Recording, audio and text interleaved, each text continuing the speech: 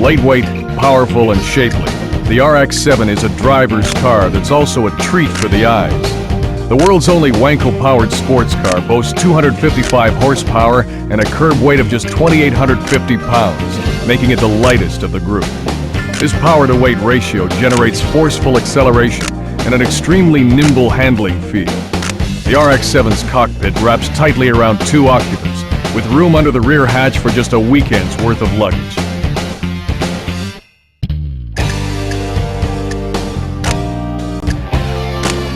Wheel hop off the line hinders drag strip starts, but once underway, the RX-7 is explosively fast. The transition from primary to secondary turbo operation is hardly noticeable. Handling is extremely responsive, and with 0.94 G of lateral grip and only slight body roll, the RX-7 is second only to the Viper in its race car-like feel. Stopping is equally impressive, with 11.6-inch rotors front and rear, although this ABS-assisted sports car doesn't quite achieve the braking brilliance of the NSX or Porsche.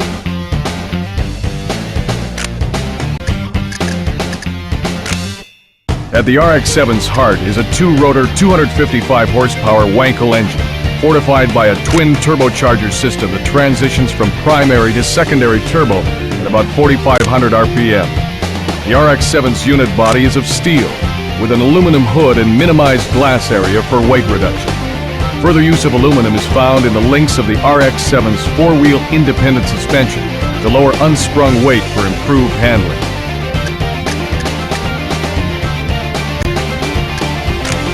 Mazda's introduction of the RX-7 in 1978 was thought by many to be the most significant new sports car since the Datsun 240Z. It was a high-quality, affordable sports car with good performance, reasonable fuel economy, exciting styling, and for a 2-seater, generous interior room.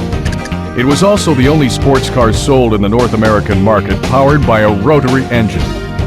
The RX-7's twin-rotor Wankel engine has remained essentially unchanged over the years, except for increases in power and the addition of turbochargers. The 1986 through 1992 cars received semi-trailing arm independent rear suspension and a body style criticized for looking too similar to a Porsche 944. However, a radical redesign was delivered by Mazda in 1993 with an entirely new chassis, with the emphasis placed on lightweight and agile handling. Perhaps one of the most attractive cars on the road today, the new RX-7 is considered by many to be an affordable exotic, without the penalties of temperament and price associated with other such cars.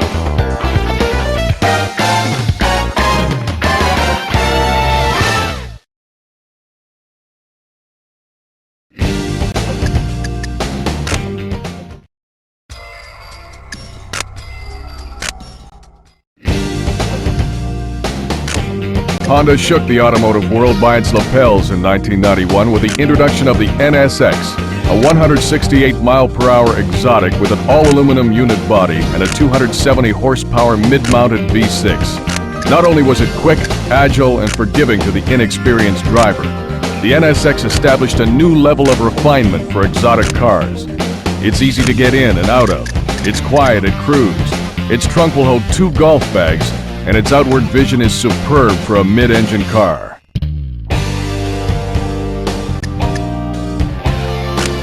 While it may not be the most powerful exotic, the NSX's trim 3,000-pound curb weight makes the most of the power it has got, with 0 to 60 runs of less than 6 seconds as proof.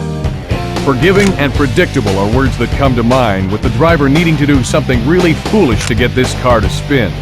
The steering feedback is so immediate and precise, it almost feels as if you're holding a tie rod in each hand. Powerful anti-lock brakes give the NSX the most stopping power of the bunch.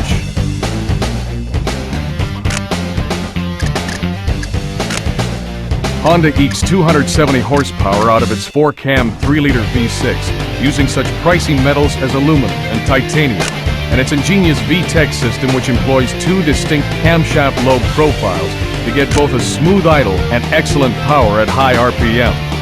The result allows this V6 to pull melodiously to 8,000 RPM, making smooth power without the vibration and commotion you'd associate with some cars in its class. With the exception of a steel crossbeam that supports the steering column, the NSX's structure is composed entirely of aluminum extrusions, stampings, and castings.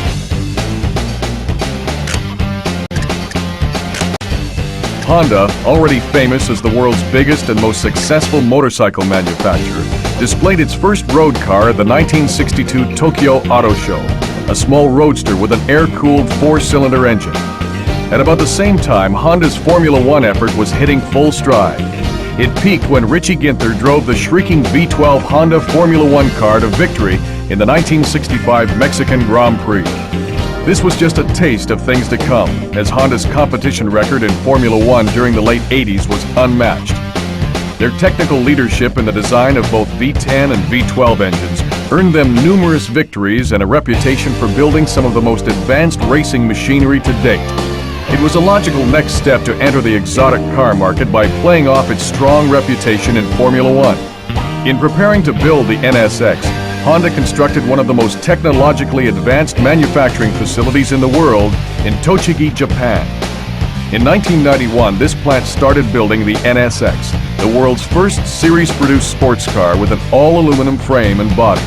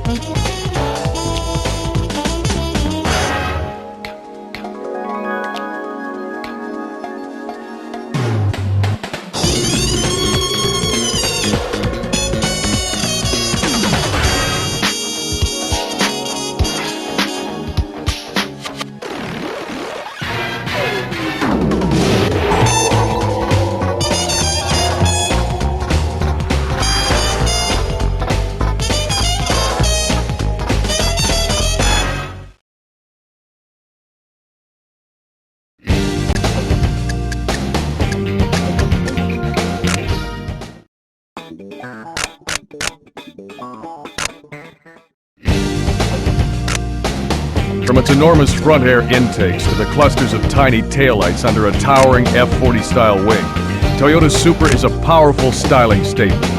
It also has muscle beneath its hood to match those looks. A 3-liter twin-turbo inline-6 engine makes 320 horsepower, which ties it with the Mitsubishi 3000 GT VR4 for the most powerful Japanese production sports car made. The Supra's chassis employs no special gimmicks, just the basics for world-class handling.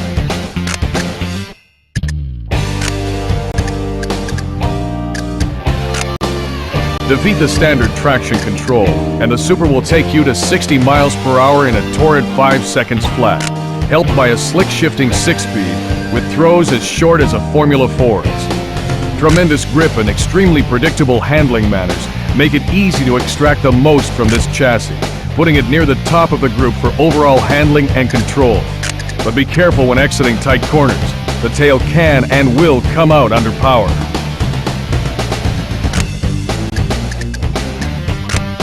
Like all the Supras before it, this version uses an inline-6 with a cast-iron block and aluminum head. A twin camshaft, sequential twin turbos, and a jumbo-sized intercooler help bolster output to 320 horsepower. Despite weight-saving efforts such as hollow fiber carpeting, dished head bolts, and a glass sphere-filled rear wing, the Supra's no bantamweight. Our scales show a healthy 3,450 pounds.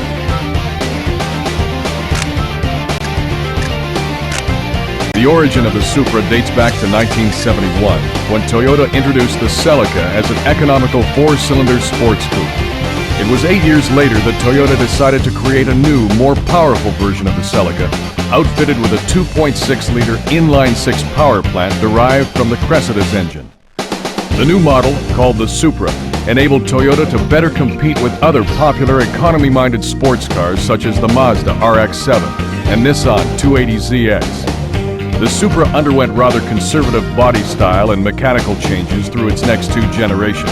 But in 1993, Toyota unveiled a radical redesign.